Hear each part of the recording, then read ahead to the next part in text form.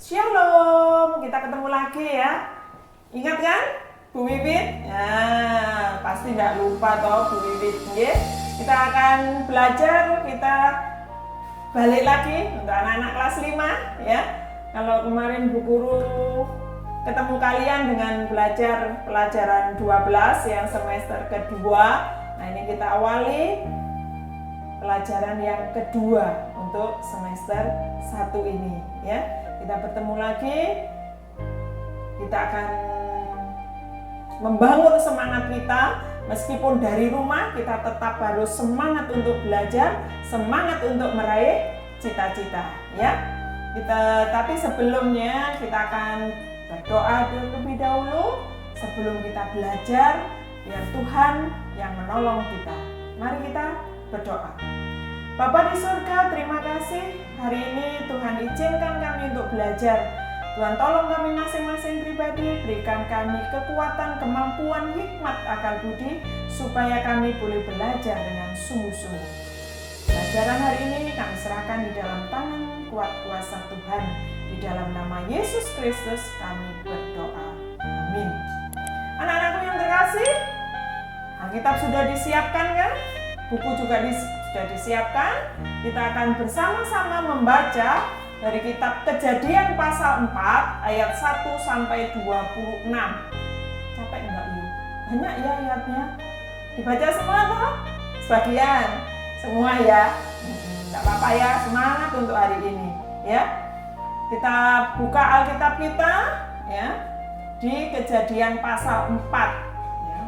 Tapi sebelum kita membaca dari kitab Kejadian pasal 4 ini, nanti setelah pembacaan Alkitab ini, Buit akan menjelaskan apa arti dosa ya. Mungkin yang sudah kamu pelajari di pelajaran 1 kemarin ya.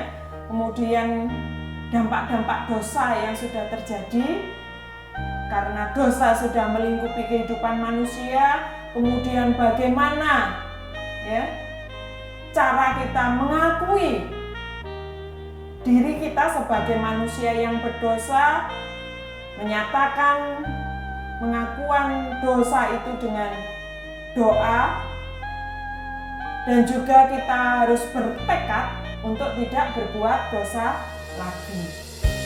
Dan nanti di akhir pelajaran kita akan memuji Tuhan juga, kita memohon pengampunan melalui lagu yang akan kita naikkan ya. Kita buka Alkitab kita, Kejadian pasal 4 ayat 1 sampai 26 ya. Masing-masing menyimak bukunya, menyimak Alkitabnya. Kita akan buka Kejadian pasal 4 ayat yang pertama sampai dengan ayat yang ke-26. Kain dan Habil. Kemudian manusia itu bersetubuh dengan Hawa istrinya dan mengandunglah perempuan itu, lalu melahirkan Kain.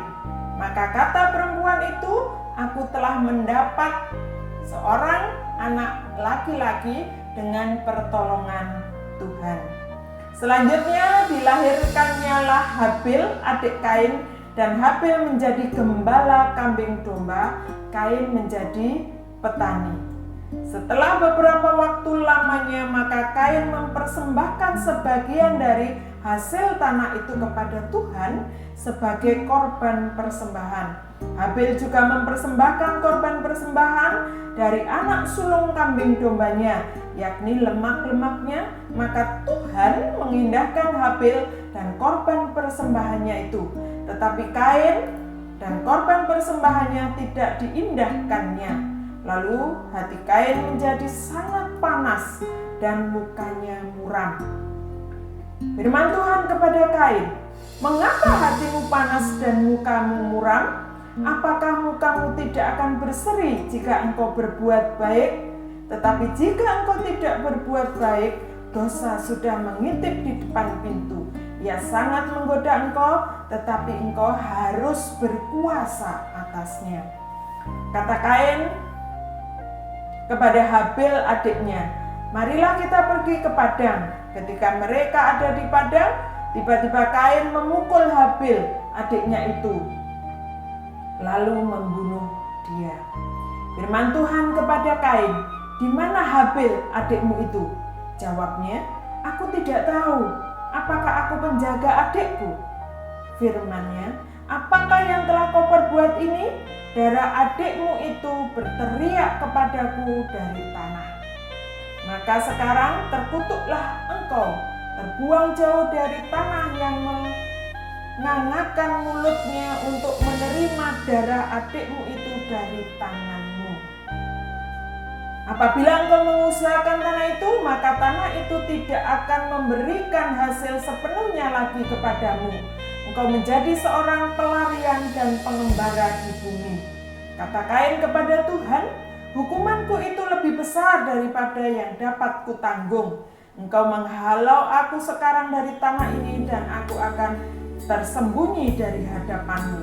Seorang pelarian dan pengembara di bumi, maka barang siapa yang akan bertemu dengan aku, tentulah akan membunuh aku."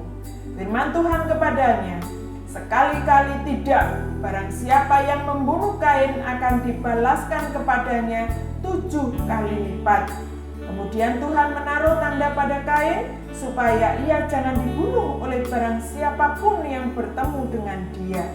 Lalu Kain pergi dari hadapan Tuhan dan ia menetap di tanah Nod di sebelah timur Eden. Keturunan Kain, Set, dan Enos. Kain bersetubuh dengan istrinya dan mengandunglah perempuan itu. Lalu melahirkan Henok. Kemudian Kain mendirikan suatu kota dan dinamainya kota itu Henok menurut nama anaknya. Bagi Henok lahirlah Irad, dan Irad itu memperanakkan Mehuyael, dan Mehuyael memperanakkan Metusael, dan Metusael memperanakkan Lamek. Lamek mengambil istri 2 orang, yang satu namanya Ada, yang lain Sila. Ada itu melahirkan Yabal, dialah yang menjadi bapa orang yang diam dalam kemah dan memelihara ternak. Nama adiknya ialah Yubal, dialah yang menjadi bapa semua orang yang memainkan kecapi dan suling. Sila juga melahirkan anak, yakni Tubal Kain, bapa semua tukang tembaga dan tukang besi. Adik perempuan Tubal Kain ialah Naamah. Berkatalah Lamek kepada kedua istrinya itu, Ada dan Sila, dengarkanlah suaraku. Hei istri-istri Lamek, pasanglah telingamu kepada perkataanku ini. Aku telah membunuh seorang laki-laki karena ia melukai aku, membunuh seorang muda karena ia memukul aku sampai bengkak. Sebab jika Kain harus dibalaskan 7 kali lipat, maka Lamek 77 kali lipat. Adam bersetubuh pula dengan istrinya, lalu perempuan itu melahirkan seorang anak laki-laki dan menamainya Set. Sebab katanya, Allah telah mengaruniakan kepadaku anak yang lain sebagai ganti Habil, sebab Kain telah membunuhnya. Lahirlah seorang anak laki-laki bagi Set juga, dan anak itu dinamainya Enos. Waktu itulah orang mulai memanggil nama Tuhan. Amin. Anak-anakku, kita sudah membaca Alkitab. Sekarang kita buka buku kita ini ya. Nah, buku Pendidikan Agama Kristen dan Budi Pekerti kelas 5. Ya. Kita akan belajar pelajaran yang kedua, halaman 6. Ya. Halaman 6. Kalau kemarin kita belajar yang halaman 1 itu tentang mengapa manusia berdosa. Sekarang gue tanya, apa sih dosa itu? Ada yang bisa jawab? Pasti bisa, ya. Apa dosa? Dosa itu adalah melanggar firman Tuhan. Ya. Karena setiap orang yang berbuat dosa itu berarti dia sudah melanggar hukum Allah. dosa itu adalah pelanggaran. Nah sekarang sama enggak dosa dengan kesalahan? Kalau dikatakan dosa itu pelanggaran. Ayo, sesuai mikirnya. Ya, dosa itu adalah kondisi kita di hadapan Tuhan. Nah, kalau kesalahan itu adalah tingkah laku kita. Ya. Jadi berdosa itu pasti melakukan kesalahan, tetapi salah itu belum tentu berdosa.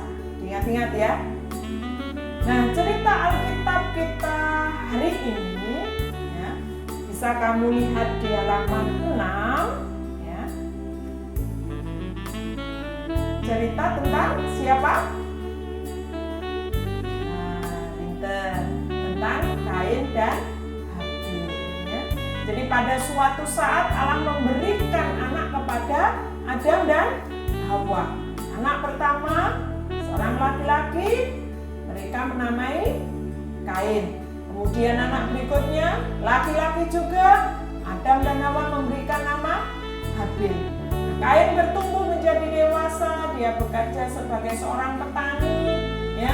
Dia berladang, menghasilkan buah-buahan, sayur-mayur. Sedangkan Habil pekerjaannya adalah seorang gembala. Dia memelihara banyak domba. Nah, suatu hari Kain dan Habil ada di ladang bersama-sama. Kemudian Kain di dalam hatinya mempunyai keinginan untuk membawa persembahan kepada Tuhan.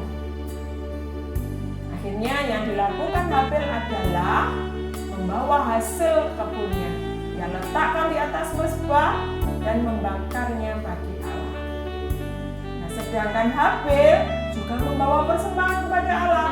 Habil membawa seekor anak domba peliharaannya. Kemudian mempersembahkannya kepada Allah juga. Nah, tiba-tiba Kain menjadi marah. Kenapa? Karena pada saat itu Allah menerima persembahan Habil. Persembahan Kain tidak berkenan bagi Allah. Kemudian Kain mendengar suara Allah berfirman, "Kain, mengapa engkau marah? Jika engkau berbuat baik, aku akan berkenan kepadamu. Jika tidak, dosa ada di pintu hatimu."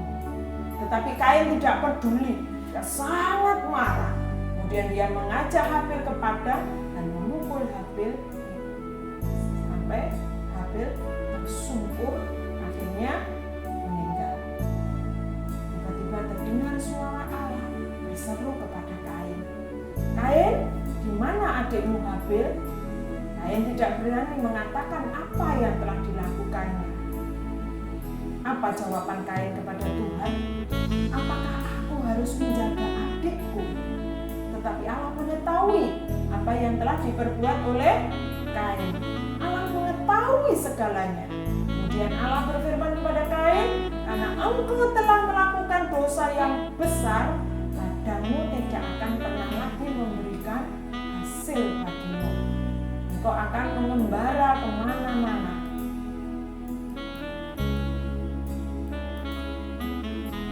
Engkau akan lari jauh dari rumahmu. Engkau harus mencari makananmu ke sekeliling di mana engkau berada. Engkau akan menjadi pengembara." Kain menjadi takut. Di dalam hatinya Kain berkata, "Akan jadi apa aku ini? Jika aku pergi mengembara kemana-mana, kemudian ada seseorang akan menemukan aku, kemudian membunuhku, bagaimana?" Tapi Allah masih mengasihi Kain. Allah berfirman, "Aku tidak akan membiarkan siapapun membunuhmu." Jadi Allah membuat suatu tanda pada Kain agar tidak seorang pun membunuhnya. Bagaimana cara kita memahami dampak dosa dalam kehidupan kita sebagai anak-anak Tuhan? ketika kita sudah tadi mendengarkan cerita tentang Kain Habil, kemudian kita juga membaca Alkitab bagaimana Kain dan Habil kehidupan mereka, apa yang bisa kamu pelajari dari cerita tentang Kain dan Habil? Satu pelajaran bahwa di dalam hidup kita tidak boleh iri hati sampai terjadi sesuatu terhadap sesama kita karena kita iri hati. Ya. Mengapa Kain membunuh adiknya? Nah, karena ada rasa iri hati. Nah, karena dia melakukan dosa, dia membunuh adiknya karena iri hati. Apa dampak dari dosa yang dilakukan itu oleh Kain? Dia menjadi seorang pengembara, ya. Dia menjadi seorang pengembara. Nah, nanti kalau ada kesempatan kita bisa masuk lagi kembali ke sekolah. Ya. Untuk pertanyaan nomor 4 kita bisa membuatnya bersama-sama di kelas. Ya. Jadi dampak dosa, ya. Kamu tadi sudah tahu apa itu dosa. Ya. Apa tadi? Dosa tindakan manusia yang melanggar firman Tuhan. Dosa hanya dapat diampuni. Nah, sekarang siapa yang dapat mengampuni? Satu-satunya yang dapat mengampuni dosa manusia adalah Allah. Sekarang mengapa manusia berbuat dosa? Ada berbagai alasan yang melatar belakangi seseorang untuk berbuat dosa. Jadi dosa itu tidak terjadi dengan cara tiba-tiba, ya. Tapi awalnya tumbuh bibit-bibit kecil, ada iri hati, ada tidak kenyamanan, ya. Kemudian ada rasa marah, ya. Terus ada sifat serakah, kemudian ada juga sombong, ingin sesuatu yang melebihi dari kemampuan kita. Nah, cerita tentang Kain yang membunuh adiknya itu juga dilandasi oleh perasaan iri. Iri karena persembahannya tidak diterima. Iri karena seakan-akan Allah itu hanya menyayangi Habil saja. Ya. Kain marah. Nah, sebagai pelampiasannya, akhirnya Kain membunuh Habil. Nah, orang yang membunuh akan mendapat hukuman yang pantas. Setiap orang yang berbuat dosa akan mendapat upahnya. Bisa kalian lihat atau dibaca di dalam kitab Matius pasal 5 ayat 21 sampai 22, ya. Bisa nanti dibaca-baca lagi, ya. Di situ dikatakan, kamu telah mendengar yang difirmankan kepada nenek moyang kita, jangan membunuh. Siapa yang membunuh harus dihukum. Tetapi aku berkata kepadamu, setiap orang yang marah terhadap saudaranya harus dihukum. Siapa yang berkata kepada saudaranya kafir harus dihadapkan ke mahkamah agama. Dan siapa yang berkata jahil harus diserahkan ke dalam neraka yang menyala-nyala. Nah, dosa berdampak buruk bagi manusia. Apakah dampaknya dosa? Dosa dapat berdampak buruk terhadap diri kita sendiri maupun orang-orang di sekitar kita.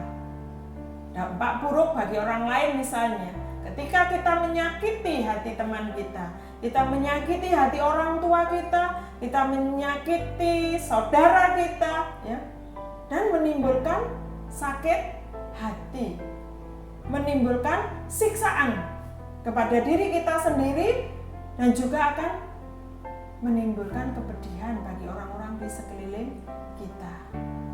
Nah, sekalipun luka hati yang kita timbulkan itu tidak membuat kita bunuh diri misalnya, namun mungkin akan menimbulkan siksaan jangka panjang. Ya. Contohnya, ketika kita merasa iri kepada adik kita, apapun yang dilakukan adik kita itu di mata kita pasti salah. Di mata kita seakan memojokkan kita. Yo adik tok sing disayang, yo adik tok sing dikasih hadiah. Tetapi seringkali perasaan itu, perasaan iri hati, perasaan tidak nyaman, tidak kita hilangkan, tapi semakin menguasai kehidupan kita.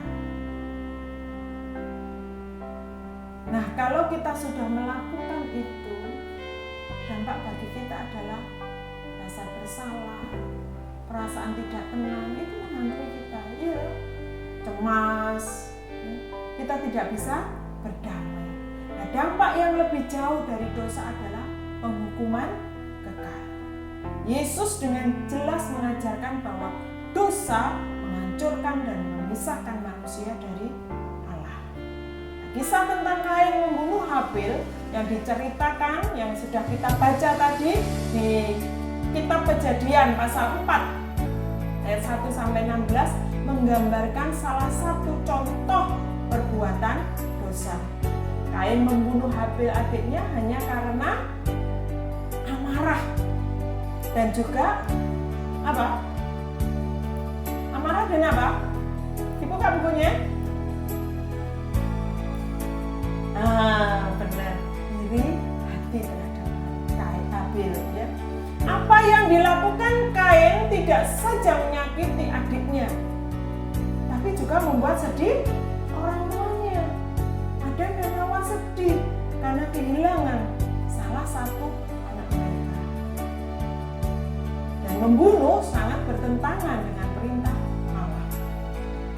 Dampak perbuatan Kain bagi dirinya sendiri, dia merasa takut, dia merasa bersalah. Hidupnya selalu dikejar-kejar oleh dosa tadi, tidak nyaman. Oleh sebab itu Kain harus mengakui dosa-dosanya di hadapan Tuhan. Dia harus memohon apa? Pengampunan dari Allah.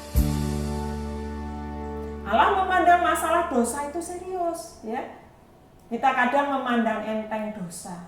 Saat kita berbuat dosa, kita selalu berpikir bahwa itu adalah masalah kecil, bukan persoalan besar. Setiap dosa yang kita buat secara sadar atau tidak, itu harus kita akui. Supaya apa? Supaya hubungan kita dengan Tuhan, hubungan kita dengan sesama menjadi lebih baik. Nah, kalau kita tidak mau mengakui dosa kita, maka akan dibayang-bayangi oleh rasa bersalah dan hidup kita juga tidak tenang. Contoh, misalnya ada pakaian putih bersih, ya, atau kain putih gitu, kena noda. Nah, sekuat apa usaha kita mencucinya, ya tidak akan dapat kembali putih seperti sedia kala. Ya, nanti coba kamu praktekkan ya. Ada kain putih, kasih tinta sedikit aja, ya, tidak akan bisa kembali putih bersih seperti ketika belum terkena noda.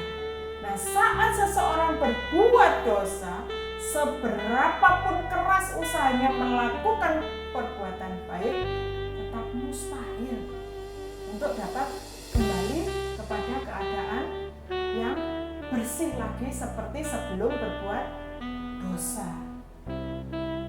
Nah, bagaimana mengatasi dosa-dosa kita? Dosa-dosa kita hanya dapat dibersihkan oleh Yesus.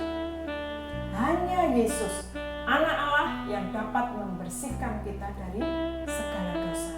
Inilah satu-satunya jalan yang tersedia di muka bumi ini. Tidak ada jalan lain. Seperti yang tertulis di dalam kitab Yohanes pasal 1 ayat 7 sampai dengan ayat yang ke-9. Ya, bisa kamu buka. Di situ tertulis, tetapi jika kita hidup di dalam terang, sama seperti Dia ada di dalam terang, maka kita beroleh persekutuan seorang dengan yang lain, dan darah Yesus anaknya itu menyucikan kita daripada segala dosa.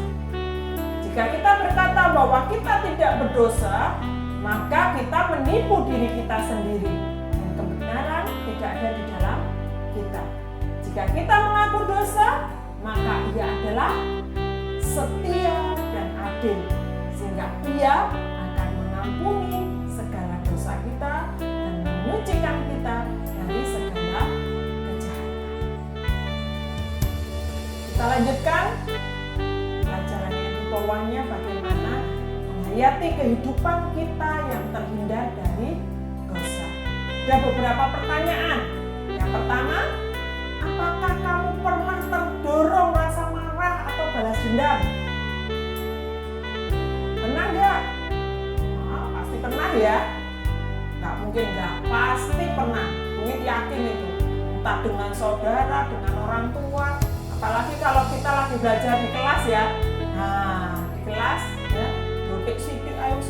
Wah, ya. Dilerek tok menteng.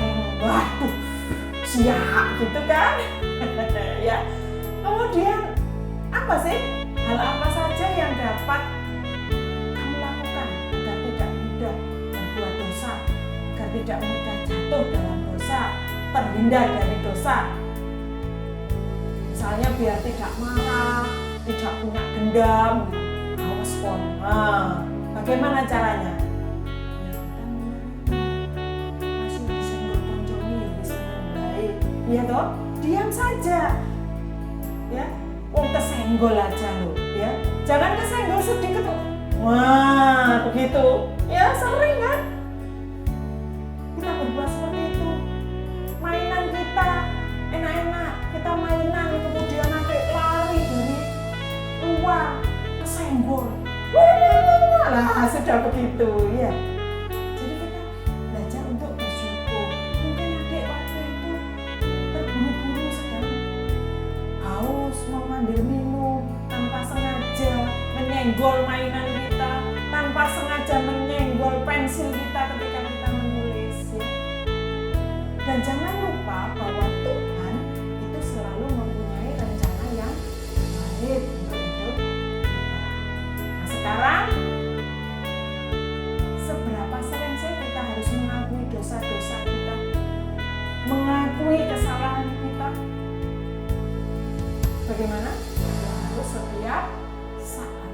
Ketika kita mulai ada rasa amarah sedikit, kita harus cepat-cepat berdoa.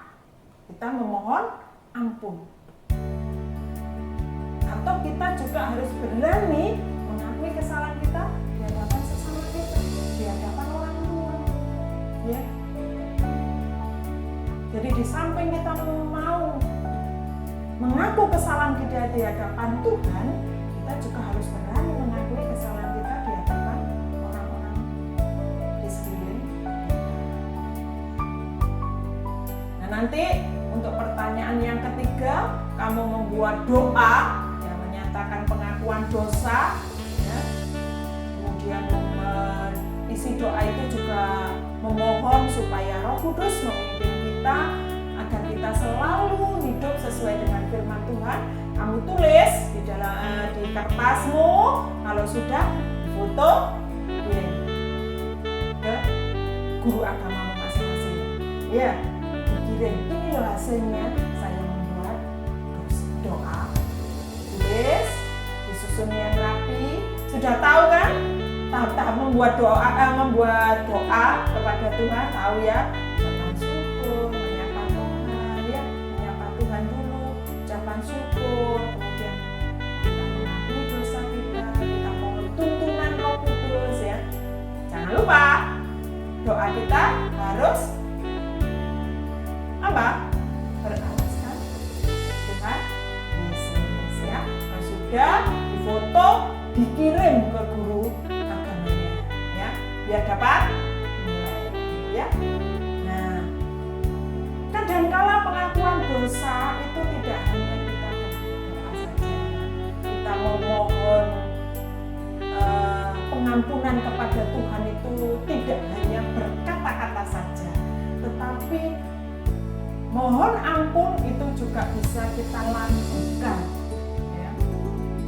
Kalau biasanya ada di beberapa gereja itu atau di sekolah-sekolah yang lain ada yang mengajarkan doa Bapa Kami dengan lagu. Jadi nggak hanya dibunyikan saja, tapi ada musiknya. Nah, sekarang kita belajar lagu di muka Tuhan Yesus. Ya, kita belajar lagu itu, saya kira kalian semua pasti tahu, pasti pernah dengar, mungkin dari orang tua atau dari teman. Ya, kita belajar lagu ini. Kamu di rumah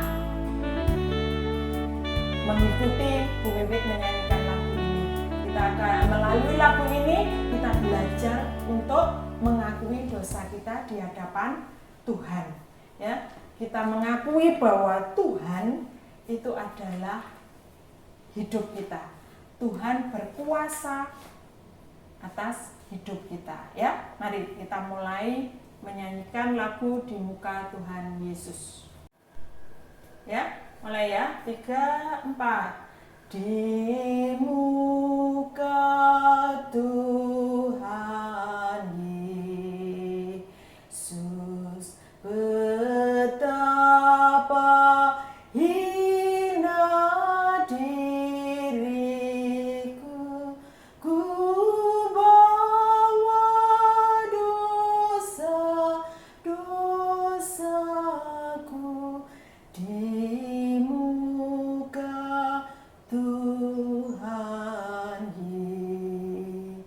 Yesus, di muka Tuhan Yesus tersungkur karena dosaku, ku buka kerinduanku di muka Tuhan Yesus, di muka Tuhan Yesus, ku insaf akan salahku, bertobat kini hatiku di muka Tuhan Yesus, di muka Tuhan Yesus, ku dapat kasih sayangnya, hatiku pasrah berserah di muka Tuhan Yesus. Ya. Pujian ini ya bisa kamu buka nanti kalau di rumah, misalnya ada yang tidak punya buku begini, ada di Kidung Ceria ya, Kidung Ceria nomor 231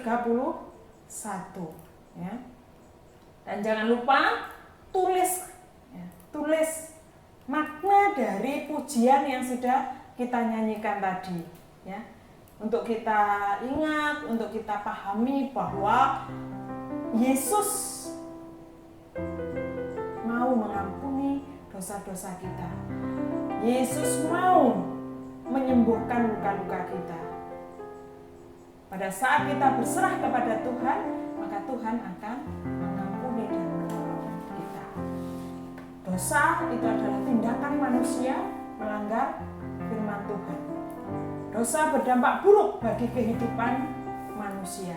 Dan dosa juga membuat diri kita seringkali dihantui rasa yang tidak nyaman, rasa bersalah, tidak tenang, ya, rasa cemas. Dan dosa itu juga bisa berdampak buruk bagi orang-orang di sekeliling kita. Bisa menimbulkan rasa sakit hati, kepedihan, siksaan, ya.